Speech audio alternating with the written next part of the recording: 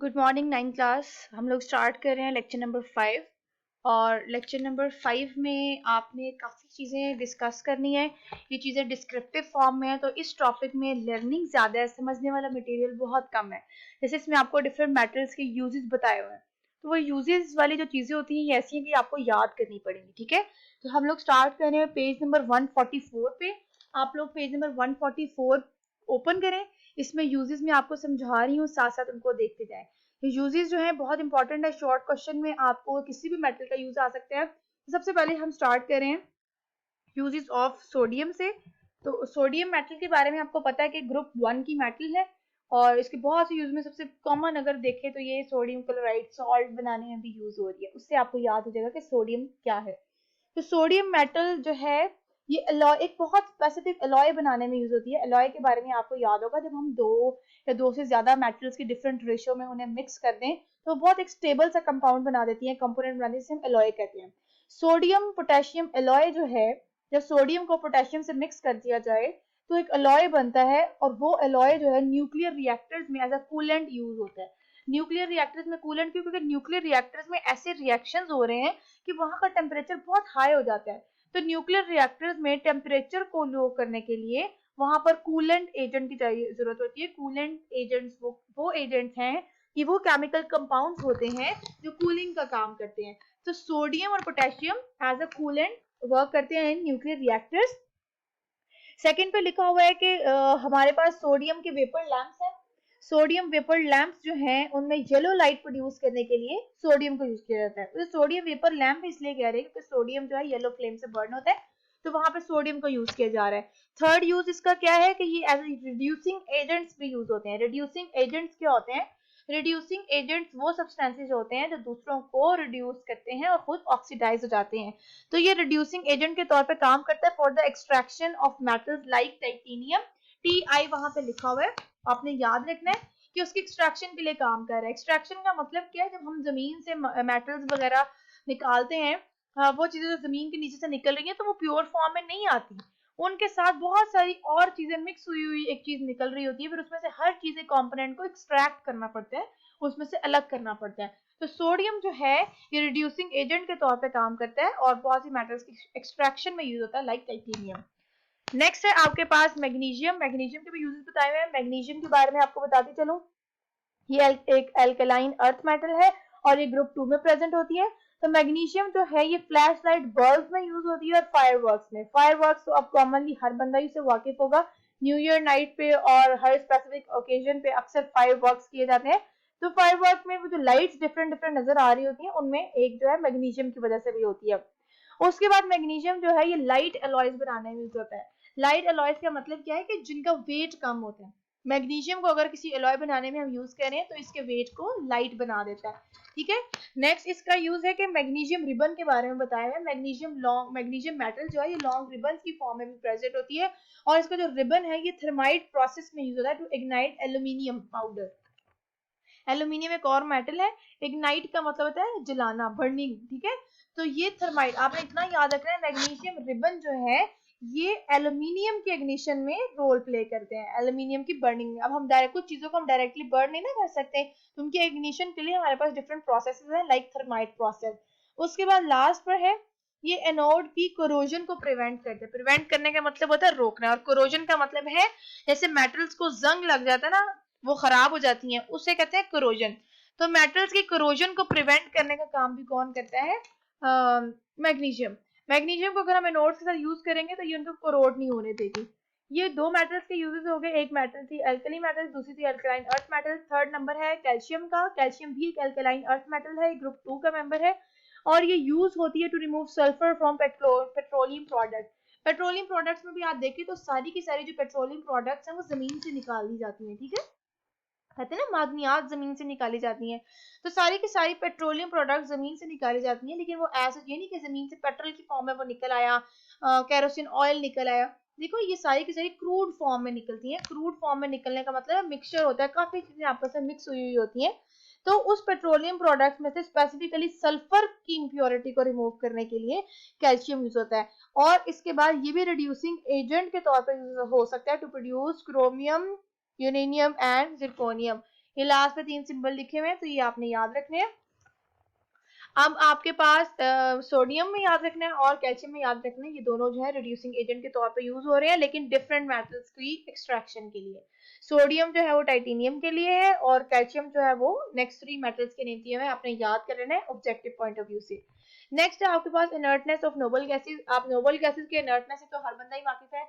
Noble gases को noble gases कहते ही इस वजह से हैं क्योंकि इनका आउटर मोस्ट शेल कंप्लीट होता है, इन्हें ना तो इलेक्ट्रॉन डोनेट करने की जरूरत होती है, ना इलेक्ट्रॉन गेन करने की जरूरत होती है, ना ही शेयरिंग की जरूरत पड़ती है, इसीलिए सिंगल एटम्स के तौर पर एग्जिस्ट करते हैं। तो नोबल गैसेस की इनर्टनेस के बारे में बताया हुआ है, इससे ज्यादा इस पैराग्राफ में ट्रांजिशन मेटल्स के बारे में बताया हुआ है। तो आपने थोड़ा सा मैं आपको मार्क ही बल्कि करवा देती हूँ, फिगर 8.2 से पहले जितना लिखा हुआ है ना वो वाली कुछ लाइंस आपने करनी है और फिर पीरियोडिक टेबल के नीचे वाली लाइंस आपने करनी है।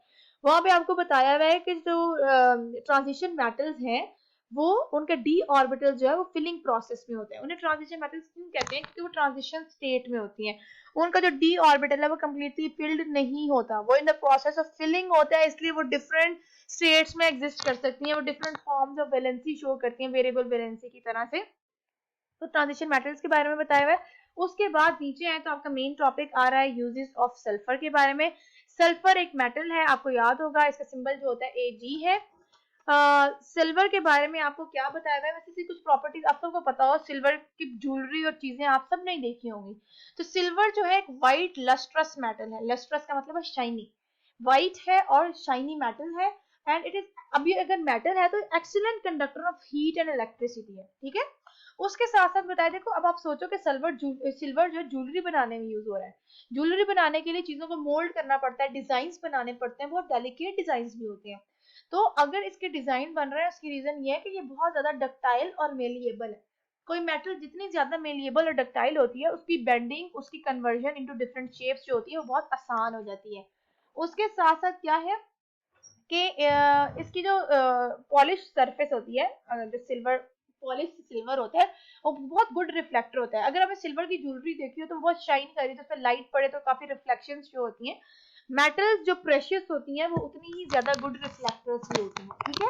उसके साथ साथ बताया हुआ है कि इसके सरफेस पर कभी कभी देखें सिल्वर की ज्वेलरी या सिल्वर की चीजें जो होती है वो येलो हो जाती हैं, उसे कहते हैं टार्निश हो जाना, ठीक है। टार्निश का मतलब है रंग थोड़ा सा फेंट पड़ना। वो रंग फेंट क्यों पड़ता है? ये एनवायरनमेंट में मौजूद सल्फाइड से रिएक्ट करते हैं और उसके ऊपर ऑक्साइड की एक लेयर बन जाती है, आयरन सिल्वर ऑक्साइड की। वो सिल्वर ऑक्साइड की लेयर बनने के बाद फर्दर सिल्वर की करोजन नहीं हो सकती। देखो जैसे आयरन की करोजन हो जाती है, आयरन बरसात के मौसम में आयरन के ऊपर रिएक्शन होगा, आयरन को जंग लगने लग जाता है, पानी हो और मॉइस्ट एयर हो, आयरन फिर पूरे का पूरा आयरन खराब हो जाता है। इस मेटल की गुड बात यह है कि इसके ऊपर एक दफा अगर मेटल रिएक्ट कर गई, सिल्वर ऑक्साइड की लेयर बन गई, उसके बाद फर्दर सिल्वर जो वो रिएक्ट नहीं करेगा और वो प्रोटेक्ट हो जाएगा, वो आगे रिएक्शन शो नहीं करेगा, ठीक है। इसके बाद से कुछ यूजेस बताए हुए हैं। सिल्वर के यूजेस जो है मोर और लेस आप सभी लोगों को बहुत अच्छे से पता होंगे। सिल्वर जो है एक सॉफ्ट मेटल है, इसलिए इसके ज्यादा यूजेस तो नहीं है। प्योर सिल्वर को हम ज्यादा यूज नहीं कर सकते, इसीलिए हम इसको एलॉय बनाते हैं, दूसरी मेटल्स के साथ मिक्स करते हैं और फिर डिफरेंट पर्पसेस के लिए यूज करते हैं। लाइक कॉइन फॉर्मेशन, सिक्के बनते हैं, चांदी के सिक्के पहले तो बहुत यूज होते थे, अब हमारे पास जो कॉइन्स है वो सिल्वर के नहीं है। फिर सिल्वर वेयर ऑर्नामेंट, काफी डेकोरेटिव चीजें बनाने के लिए, चांदी के कुछ बर्तन हैं जो डेकोरेशन में यूज किए जा रहे हैं, इस तरह की चीजें बनाने के लिए यूज हो रहा है। इसके साथ ज्वेलरी मेकिंग में भी ये बहुत कॉमन यूज होता है। ज्वेलरी मेकिंग के साथ साथ ये डेंटल फिलिंग के लिए यूज हो रहा है। कभी दांत में फिलिंग करवाई जाती है जो, उसमें भी सिल्वर यूज होता है क्योंकि ये लेस रिएक्टिव मेटल है ना, ये रिएक्ट नहीं करेगी तो उसकी वजह से वहां पर वो जो फिलिंग है वो टाइम के साथ साथ खराब नहीं होगी, ठीक है। तो ये सिल्वर है, ऐसे कुछ यूजेस हैं। आपने टॉपिक को देख के परेशान नहीं होना, जितना आप लोग इजीली याद कर सकेंगे उतनी ही आपको डायरी असाइन की जाएगी, ठीक है। नेक्स्ट है इसके साथ यूजेस ऑफ गोल्ड। गोल्ड जो है इसको AU से रिप्रेजेंट करते हैं, इसका सिंबल AU है क्योंकि इसका नेम जो है वो है ऑरम। अब आप सिल्वर से अगर कंपेयर करो, सिल्वर जो थी वो व्हाइट मेटल थी, ये येलो कलर की सॉफ्ट मेटल है, वो भी सॉफ्ट थी ये भी सॉफ्ट है, ठीक है। अब देखो वो मेटल जो ज्वेलरी बनाने में और इस तरह की चीजें बनाने में यूज हो रही है ना, इसका मतलब अगर कोई मेटल हार्ड होगी तो उससे हम ये सारी प्रोडक्ट्स नहीं बना सकते। गोल्ड जो है ये बहुत ज्यादा मेलिएबल और डक्टाइल होता है, इसीलिए इसे ज्वेलरी बनाई जा सकती है, इसे वायर्स और काफी चीजों में कन्वर्ट किया जा सकता है। सबसे इंपॉर्टेंट बात ये कि एक नॉन रिएक्टिव मेटल है। नॉन रिएक्टिव का मतलब है इनर्ट, ये रिएक्ट नहीं करती, इसलिए गोल्ड की ज्वेलरी आप जितने टाइम मर्जी रखें, साल हर साल बाद भी देखो तो कलर चेंज नहीं होता। कलर चेंज क्यों नहीं होता भाई? किसी मेटल का कलर चेंज तभी होता है जब वो रिएक्ट करती है, वो ऑक्साइड बना दे तो वो खराब होने लग जाती है, ये खराब नहीं होती, इसलिए तो एक्सपेंसिव होती है। अब उसके बाद देखिए इस पर एटमॉस्फेयर का कोई इफेक्ट नहीं आता, जैसे कि अगर आपने उस पर देखा ना आयरन, हमने सिल्वर की बात की कि सिल्वर जो है वो फिर भी थोड़ा सा रिएक्शन शो कर देता है, उसकी लेयर का कलर चेंज हो जाता है। लेकिन अगर हम गोल्ड की बात करें तो गोल्ड एटमॉस्फेयर में किसी चीज से, इवन ये एसिड वगैरह और बेसिस से भी रिएक्ट नहीं करता, इसलिए तो गोल्ड इतना एक्सपेंसिव है। कोई चीज जितनी रिएक्ट करेगी वो खराब होने लग जाएगी, ये खराब नहीं होता। खराब ना होने की रीजन ये है कि एटमॉस्फेयर की किसी चीज से ये रिएक्शन शो नहीं करता। उसके बाद इसके यूजेस बताए हुए हैं, तो गोल्ड भी कॉइन्स बनाने में, ऑर्नामेंटल प्रोडक्ट्स बनाने में यूज होता है। और प्योर गोल्ड को हम यूज नहीं कर सकते क्योंकि वो बहुत सॉफ्ट होता है, इसका अलॉय बनाया जाता है। हम गोल्ड में सिल्वर या कॉपर की मिक्सिंग करते हैं, उसके बाद ज्वेलरी या कुछ चीजें बनाने के लिए इसको यूज कर रहे हैं। अब इसका अलॉय बनाने में क्या है कि प्योरिटी ऑफ गोल्ड को चेक करने के लिए कैरेट्स का यूनिट हम यूज करते हैं। आपने देखा होगा ज्वेलरी में अक्सर कहा जाता है 22 कैरेट ज्वेलरी है, 20 कैरेट में है। कैरेट्स का मतलब होता है, कैरेट्स हमें बताते हैं कि एक स्पेसिफिक अमाउंट में गोल्ड की कितनी अमाउंट है। हमारे पास 24 कैरेट मैक्सिमम अमाउंट होती है, 24 कैरेट का मतलब है 24 पार्ट्स। तो उस एक स्पेसिफिक चीज के 24 पार्ट्स में हम ये देखते हैं कि कितने पार्ट्स गोल्ड है और कितने पार्ट्स उसमें सिल्वर या कॉपर को मिक्स किया हुआ है। 22 कैरेट मैक्सिमम हो सके, 24 कैरेट प्योर गोल्ड होता है, उसकी ज्वेलरी नहीं बन सकती, वो तो बहुत सॉफ्ट होता है, बहुत ब्रिटल और ब्रेक होने वाला होता है।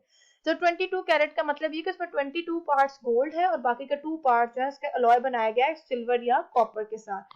ये दूसरी मेटल्स इसमें मिक्स करने का मतलब ये होता है हम इसकी स्ट्रेंथ को इंक्रीज कर रहे हैं, ताकि ये मेटल जो इतनी एक्सपेंसिव है ये थोड़ी सी स्ट्रॉन्ग भी हो जाए। उसके साथ नेक्स्ट आपको दिया हुआ प्लैटिनम के बारे में, तो प्लैटिनम भी ज्वेलरी बनाने के लिए यूज होती है।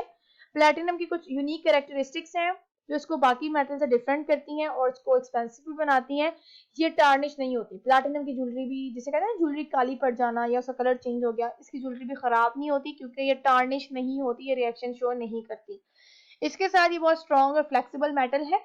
सबसे इंपॉर्टेंट बात ये है कि ये डायमंड के लिए सिटिंग का काम करती है। डायमंड की जो ज्वेलरी होती है उसकी जो बेस होती है वो प्लैटिनम से मिलकर बनी होती है क्योंकि ये आपस में रिएक्ट नहीं करते। जितने भी जेम स्टोन्स आप देखते हैं उनकी ब्रिलियंस को इनहेंस करने के लिए उसमें हम प्लैटिनम यूज करते हैं बजाय के गोल्ड या सिल्वर। गोल्ड या सिल्वर यूज करने से उनकी अपनी जो रिफ्लेक्शन है वो थोड़ी डिम हो जाती है, इसलिए जितनी भी डायमंड रिंग्स और इस तरह की ज्वेलरी आप देखते हो उसके नीचे जो सिल्वर कलर की आपको चीज नजर आ रही थी वो बेसिकली प्लैटिनम होता है। प्लैटिनम का प्लैडियम और रोडियम के साथ अलॉय भी बनाया जा सकता है और ये ऑटोमोबाइल्स में कैटालिटिक कन्वर्टर के तौर पर यूज होता है। ऑटोमोबाइल्स का मतलब है गाड़ियां वगैरह जो होती हैं, जितनी भी ऑटोमोबाइल्स हैं उनमें कन्वर्टर के लिए हम प्लैटिनम के प्लैडियम या रोडियम के साथ अलॉय बनाते हैं। ये अलॉय का नाम याद रख लेना है। इसके बाद ये कुछ टॉक्सिक मेटल्स हैं like carbon monoxide, nitrogen dioxide, उनकी व्हीकल्स में से जब वो निकल रही हैं, कन्वर्टर्स का काम क्या होता है? देखो हम कहते हैं ना कि ऑटोमोबाइल से धुएं निकल रहे हैं जो कि एटमॉस्फेयर पोल्यूशन कॉज कर रहे हैं। वो पोल्यूशन बेसिकली किस वजह से होती है? उसमें कार्बन का ऑक्साइड होता है, कार्बन मोनोऑक्साइड टॉक्सिक मेटल है, सोडियम का ऑक्साइड हो जाते हैं। फिर जो महंगी गाड़ियां होती हैं जिनमें कन्वर्टर्स लगे होते हैं, कन्वर्टर्स में प्लैटिनम यूज होता है, ये प्लेडियम या रोडियम के साथ ये कन्वर्टर करता क्या है, ये उन टॉक्सिक मेटल्स को लेस टॉक्सिक मेटल में कन्वर्ट कर देता है। क्योंकि इतने प्रेशर एक्सपेंसिव मेटल है इसलिए वो गाड़ियां भी एक्सपेंसिव हैं और कन्वर्टर्स भी कोई सस्ते नहीं होते, इसीलिए हर गाड़ी में कन्वर्टर भी लगे हुए नहीं होते हैं। उसके बाद बताया प्लेटिनम जो है ये बहुत हार्ड डिस्क ड्राइव की कोटिंग के लिए यूज हो रहा है, फाइबर ऑप्टिक्स में यूज हो रहा है। फाइबर ऑप्टिक्स का मतलब है वो केबल्स, जिन लॉन्ग केबल जो बहुत फाइन और बारीक और छोटी केबल्स हैं और वो बहुत ज्यादा सिग्नल्स एक टाइम पर कैरी कर सकती हैं। फाइबर ग्लास और प्लास्टिक वगैरह की फॉर्मेशन में और एलसीडी में भी प्लैटिनम यूज हो रहा है। ठीक है, तो प्लैटिनम एक ऐसी मेटल है जिसके बहुत डाइवर्स यूज है। ज्वेलरी और ऑर्नामेंटल चीजों के अलावा ये ऑटोमोबाइल्स में यूज हो रहा है, टॉक्सिक मेटल्स को लेस टॉक्सिक बना रहा है, एलसीडीज में यूज हो रहा है, फाइबर ऑप्टिक्स, फाइबर ग्लास बनाने में यूज हो रहा है। तो इनके सबके यूजेस आपने याद रखने हैं। ये आपकी एक दिन की नहीं, या 2 दिन की डायरी है। डायरी आपको स्प्लिट करके दे दी जाएगी ताकि आप इसको इजीली याद कर सकें। तीनों को आपने, तीनों मेटल्स को और इससे पहले जो एल्कली अल्कलाइन अर्थ मेटल्स दी हुई हैं उनको भी याद करना है। साइड बॉक्सेस भी याद करने हैं। टेस्ट योरसेल्फ आपके इस लेक्चर का पार्ट नहीं है, टेस्ट योरसेल्फ आपके नेक्स्ट लेक्चर में इंक्लूडेड होंगी और उसके साथ आपने इसको याद कर लेना है। कैरेट की अलग से हेडिंग बनानी है और कैरेट्स को गोल्ड के साथ ऐड करके लिखना है। ठीक है, ये आपको शॉर्ट में भी आ सकते हैं और कोई भी मेटल एज अ लॉन्ग भी पूछी जा सकती है।